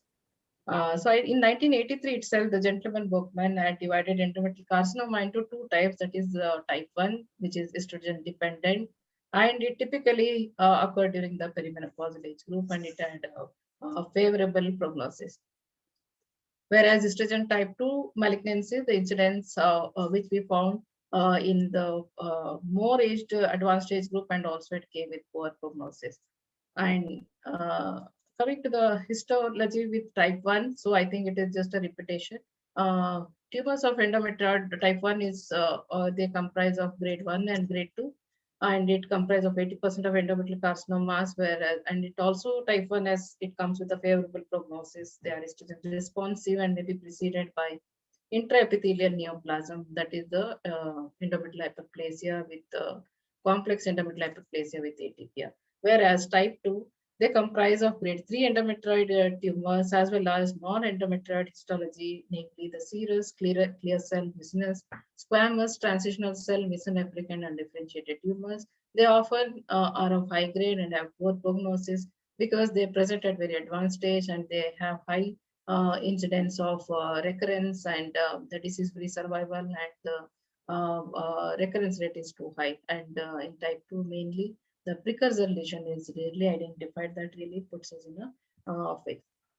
And it is proposed that uterine serous carcinoma definitely has a precursor lesion, that is the endometrial intraepithelial carcinoma, whereas type 2, it arises from an atrophic background. So again, coming to the epidemiology of type 2, they account for just 10 to 20% of endometrial carcinomas, but they present at advanced stage, and approximately 70% of uterine serous cancer and 50% of clear cell cancer, they present at stage 2 or stage 4 disease. Coming to the risk factors, we all know that the age, definitely there is difference in the age, and obesity, it predisposes to all types of carcinomas, and so is with the endometrial carcinoma and also type 2. And coming to the parity, there is difference because type 1 most commonly it is seen in nulliparous, whereas type 2 it still happens in parous ladies. And coming to the race, it is more common in African American Black women, and it is more associated with the BRCA1 mutation. So it is again recap, that is it is non-estrogen dependent, non-endometrioid, and higher stage histology. And it is more aggressive, and it has adverse prognosis, because although it comprises of 10 to 20% only, it comes with 40% deaths are associated with disease, and there is 50% recurrence rate, and overall survival rate is just 35%. And this is mainly explained because of its propensity to exfoliate, undergo transtubal spread, and also it has got the propensity to have implants on the peritoneal surfaces. And it arises from the atrophic endometrial gland, where even in the by hysteroscopy there is no surface lesion on the endometrial surface, so that we can highlight the we can do the mapping and do the biopsy. So again, this is mainly missed out on the hysteroscopy as well, because we cannot differentiate abnormal endometrial area from the polyp. So then it has got deep myometrial penetration. And myometrial invasion is a single most predictor for the lymph node metastasis as well, since it comes with the myometrial penetration at the time of presentation. So this will have lymph node metastasis, because of which we have to really go for adjuvant therapy as well. And this mainly has got the genetic alterations in P53 and HER2/neu and E-cadherin. Serous type contribute to the most common, and clear cell adenocarcinoma being the most common. And the uterine carcinoma, you can still see the submama bodies which are seen in the regular uterine serous carcinoma, and there is marked nuclear atypia, that too in the high-grade lesion. And the clear cells, they are characterized by dimplocystic, papillary, or solid pattern. Some bodies are seen in up to 10% of the cases. And these cells are clear because of the presence of glycogen. Myometrial invasion is seen in 80% of the cases. And as we know that the biological behavior, this has more propensity for the myometrial invasion and also the lymph node invasion. And there is intraperitoneal as well as extra-abdominal spread. At the time of presentation, 60 to 70% they would have had the spread outside the uterus. And molecular pathogenesis, type 1, these show the alterations in the tumor suppressor gene, that is PTEN, and they show microsatellite instability and in KRAS mutations. Whereas type 2 tumors, P53 mutations and HER2 overexpression and amplification is seen. So this again is the repetition. Staging is very well emphasized by all the speakers. And coming to the diagnosis, again, our diagnosis is based on the good history taking and also by the clinical examination and the investigations. And it is mainly the abnormal uterine presentation in 35% of the cases. And in case of advanced stage, definitely uterine rectal bleeding, constipation, pain, lower extremity, lymphedema, and abdominal distension may be the presenting aspects. And again, the systematic presentation, systematic examination of these cases are mandatory, so that we don't miss out on the examination part for arriving at the diagnosis. And these are the regular investigations which are done on any kind of cases, and so is with type 2. And coming to the endometrial sampling, I think hysteroscopic guided biopsy still remains the gold standard, because it gives higher visualization with the magnification of the view of the uterine cavity. And coming to the tumor markers, well, definitely we know that lymph node metastasis is there, peritoneal spread is there, CA125 levels are raised. This may throw some indication on its peritoneal spread. And coming to the treatment, we have options like surgery, radiotherapy, chemotherapy, and hormonal therapy. And how do we stratify as per this risk for the adjuvant chemotherapy, adjuvant radiotherapy, that is low risk, intermediate, and high risk? The low risk where the grade is G1, G2 without myoinvasion, but I think the previous speaker, Dr. Padi Madam, has really emphasized that type 2 endometrial cancers, they definitely find place in the intermediate risk group and not in the low risk group. So the postgraduate should be very clear in this aspect that this cannot be taken as the low risk. So let us start with the intermediate risk and high risk group, where in the intermediate we see the cervical and ischemic involvement, and although negative pattern cytology may be there, no LVSI, no metastasis, and brachytherapy is still indicated because we see the myometrial invasion. And in high risk groups, we have the grade 3, whereas myometrial invasion is more than 50%. Adnexant cervical spread will be there, LVSI is there, intra-abdominal and distant metastasis may be there, and EBRT, extended field RTCT is there. If paratech lymph nodes are positive, we should go for the adjuvant therapy. And staging, there is not much of difference in staging because it is done in the same way as it's done in the type 1 tumors. And they are more likely to present at advanced stage. That is why we have to go for the adjuvant therapy.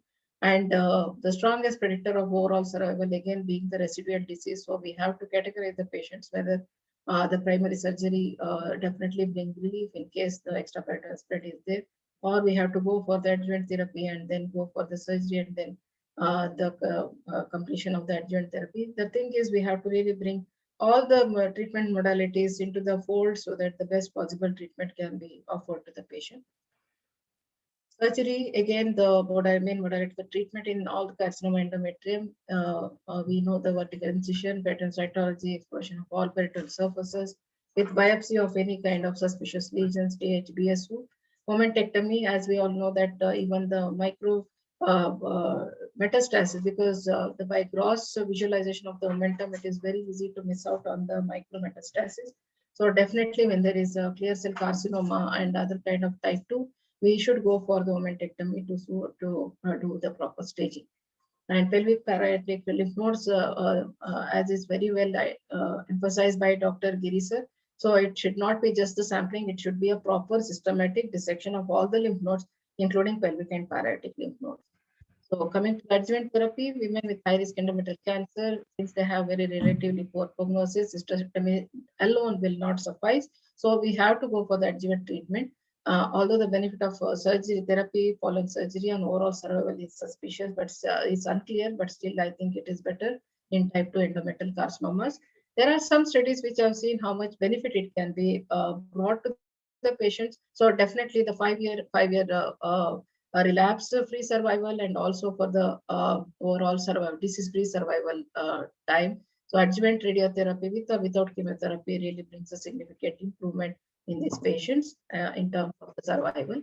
And coming to the momentectomy, as I told that there is highest momental metastasis seen in carcinosarcoma and serous mixed subtypes and also in clear cell carcinoma. So adnexal metastasis was the only factor associated with occult momental metastasis. So when we see the pelvic lymph nodes and when we see the probable metastasis in the momentum, definitely we need to remove it for proper staging and also for the proper execution of that adjuvant therapy.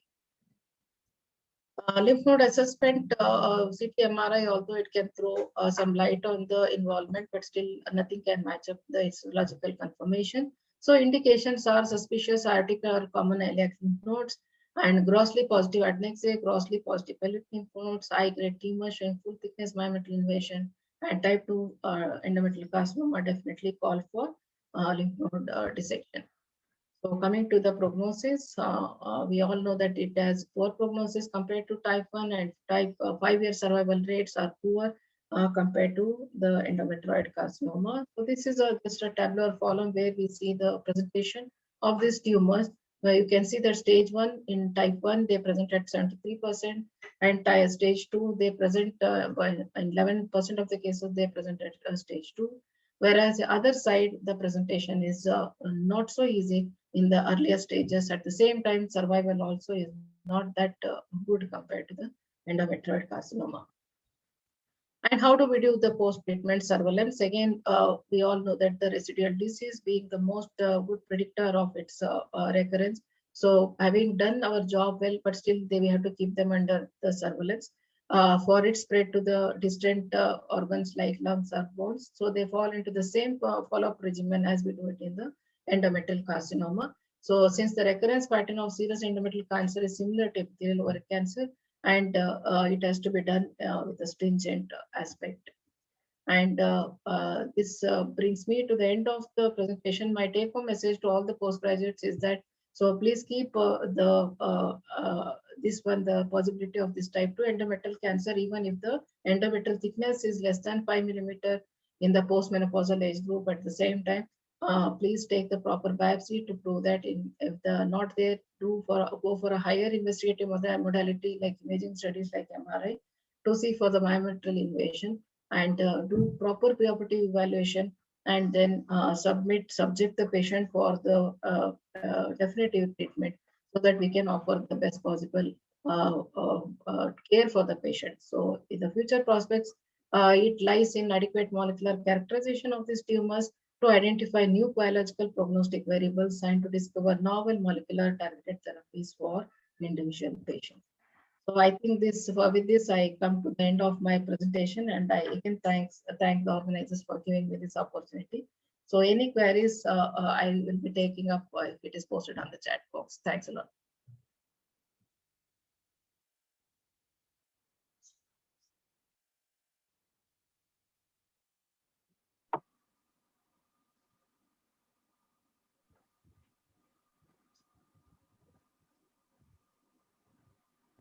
Hello.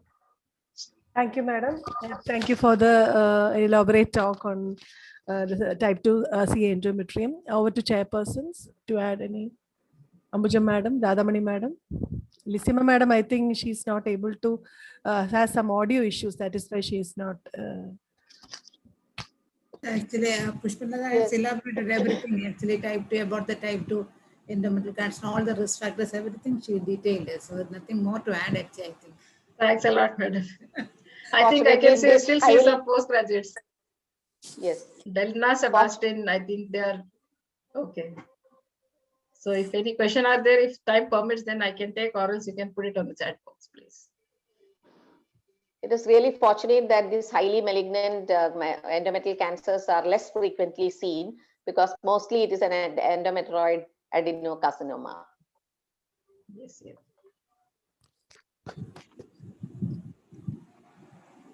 Thank you. Thanks. Thank you, chairpersons. Thanks. I think we have one more talk now. Yeah. Yes. Dr. Yes, Umar sir. Singh has to present. Yes, sir. Yes, sir. A short talk lecture on.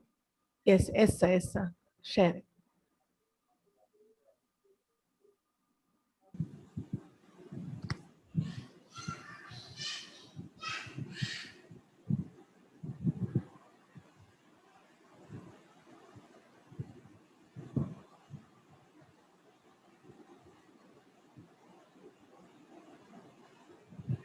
Sorry.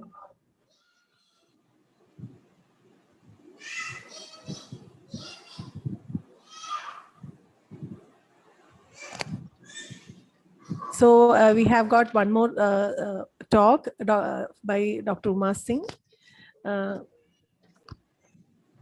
Introducing her, that she's the professor and HOD of obstetrics and gynecology, Dean of KG Medical University, Lucknow. She's a faculty in medical education department and WHO fellow in gynae oncology. She's a president of UP chapter of Association of Gynae Oncologists of India. She's also a governing council member, ISCCP, and she has adorned so many high positions. Over to you, madam, for your talk. Madam, you are muted. So I have unmuted myself now. Am I audible now? Yes, madam. Yes, madam. So good afternoon, dear friends. First of all, I apologize. I got caught in some emergency university assignment, and hence thank you for allowing me to be with you a little later than what it was scheduled. I'm going to share my slide. I hope I'm able to do it properly, because that's the problem very often. Is it okay? Is it? Okay. It's coming, madam. Oh. Yeah, so I just take it to the first one, and then. So, dear friends, it was matter of great pleasure to be invited by the South Zone group for this special PG CME. I know we hold a lot of big webinars, but to my heart, it is very important that we must hold these webinars for PGs. So thank you so much. And what surprised me was the topic. I'm just bringing in front of you few of my thoughts. Initially, I thought, what will I speak? But then I started working on it. There is a huge list. I'm just going to cover some parts because of constraint of time. So this was a very slideshow, please. Yeah, I'll try to do that. If it is not showing, then I'll continue with this. Is it visible? Yeah, no, it's perfect. Okay, all right. So initially, just recently, I had a case where 18-year-old unmarried girl having irregular bleeding per vaginum for 1 year She had innumerable consultations, she had innumerable prescriptions, medical treatment, and she ended up in severe anemia, and with CHF she came to us. After, of course, resuscitating and everything, a simple examination, obviously per speculum examination, revealed a large polyp originating from endocervix. And actually, this polypectomy in the matter of one day, she was cured of the problem which was persisting for 1 year. And this is what has led to our probably having to discuss amongst our PGs and ourselves what are the common errors in clinical practice, especially in reference to gynae oncology. So the first and foremost probably is not doing per speculum examination and missing out significant clinical entities. Actually, this is such a taken for granted examination, and it is such a simple examination, yet it has been missed, and it gets missed by non-gynecological medicine people, and many times even by gynecologists also. This leads to missing out on many, many problems. And that's the reason why we oldies, I think we start sounding like oldies when we say gynecological examination in way of per speculum and per vaginum should be a dictum. Even if the girl is young, you should not miss it. Because even in young girls, sometimes you will have benign polyps, but there are instances where you can have something like cancer also. And it has been studied. One study which I'm quoting here has shown that even in the age group of 15 to 19, there may be cervical cancers. And if you just do pap tests, if it is just do when indicated in these girls also, you may have the results in the form of dysplasias or malignancies. The number, of course, increases as the age increases, but remember, even in young girls, we say we should not do it, but we must do it if the problem is persisting. Use carefully the size of speculum. You can sometimes even use just an endoscope and do this examination. Now, next step is not doing routine cervical cancer screening. We know this is the biggest risk factor for actually cancer cervix, that women who do not have screening. We say that in our country, we only have possibility of opportunistic screening. But this study showed a very nice, result that in an opportunistic setting itself, there were 833 cancer cervix cases in this study, in whom 56% had no cervical smear test in the previous 4 to 36 months. And unfortunately, 81% of these women had actually gone to one or other OPD in a health plan facility in this 36 months period. This shows us that even when the woman comes to us, we do not do opportunistic screening.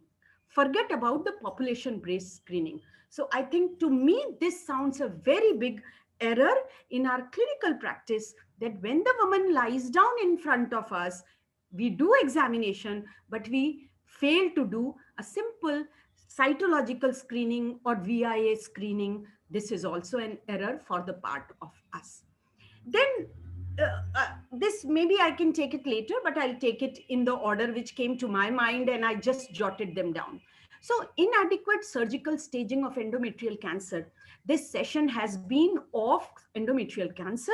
And we all know that once we operate endometrial cancer, but do not follow up its histopathology properly, do not correlate it with other things, we do fail to plan adjuvant therapy. And nowadays we know this has been a paradigm shift from last 3 decades, that adjuvant therapy in endometrial cancer plays a great role. And it has been studied that 20 out of 264 endometrial cancers in this particular study were inadequately staged. That is, surgery was done, but either incomplete it was done or adjuvant therapy were not given, and hence the woman suffered. Gone are the days when it was thought you just do hysterectomy and endometrial cancer is taken care of. We are better than that. We can do better than that. then any postmenopausal woman, if she comes to us, just giving them some treatment or just advising them for hysterectomy is not a good idea.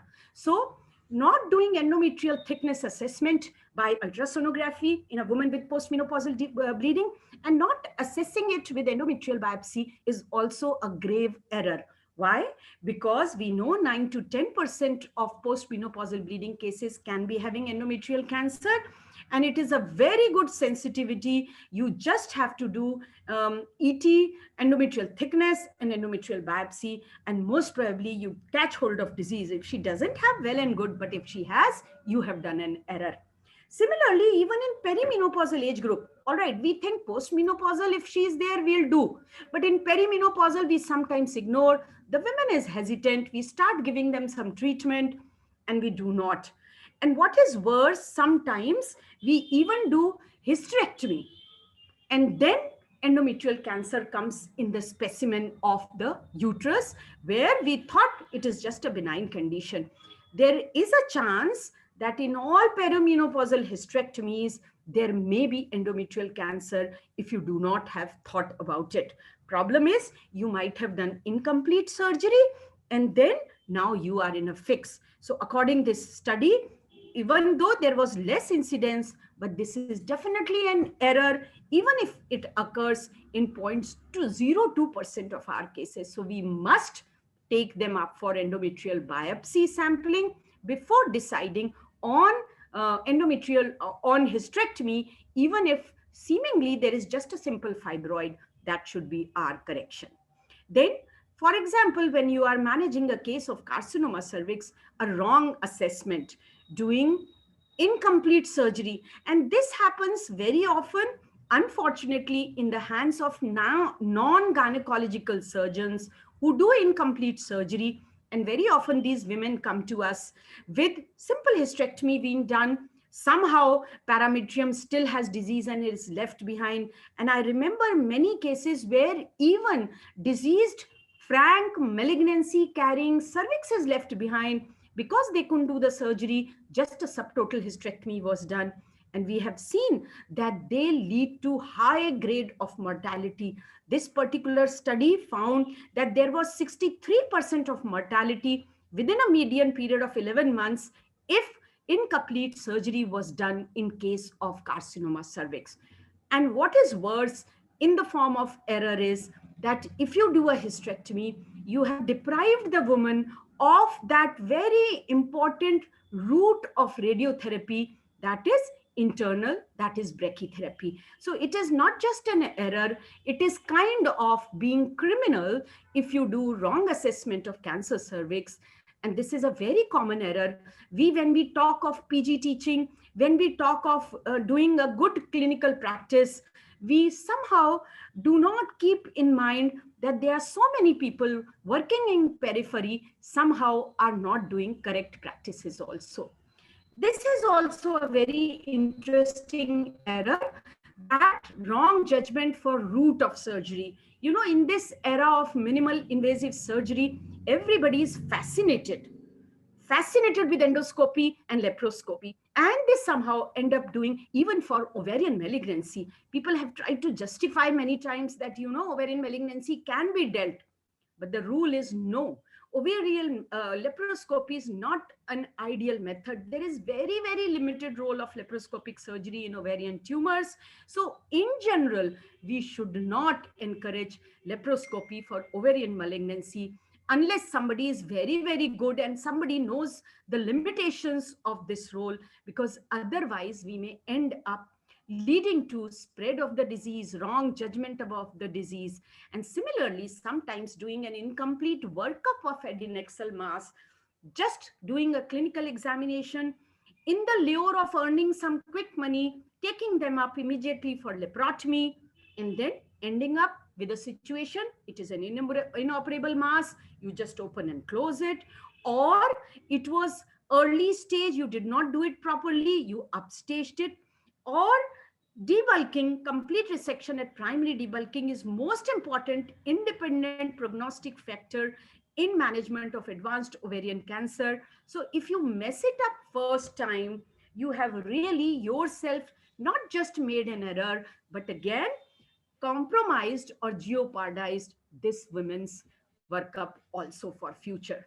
So preoperative good screening of malignancy must be done to minimize the unexpected ovarian malignancy cases, and improper and delayed surgical staging may adversely affect the patient's prognosis. I will stop at this number. This is the, nice, good 11 number. And I thought in 10 minutes, I'll be able to just cover these 11. So these are just few examples. The list can go on and on.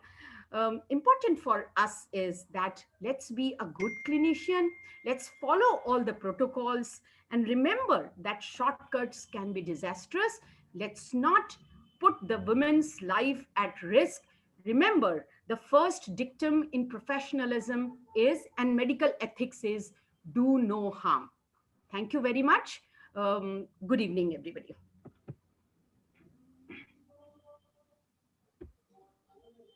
That was a wonderful presentation, madam, of the common errors.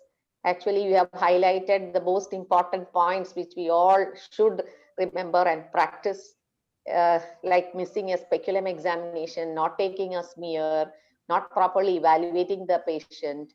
And also sometimes our surgery colleagues, when they get bilateral ovarian masses on ultrasound, they refer to us and we have diagnosed carcinoma stomach on the table. So these sort of errors are happening, and actually it is of disadvantage for the patient care.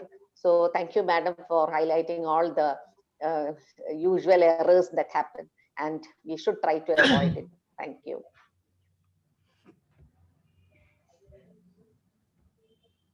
Thank you, Chairpersons, Ambujam Madam, Radhamani Madam, and DCMA Madam for chairing this session. Also, Mini Madam has stepped in. Yeah. And now we have to invite the next is the long case, no? C endometrial long case. Sadi, can you share the? Yes, yes.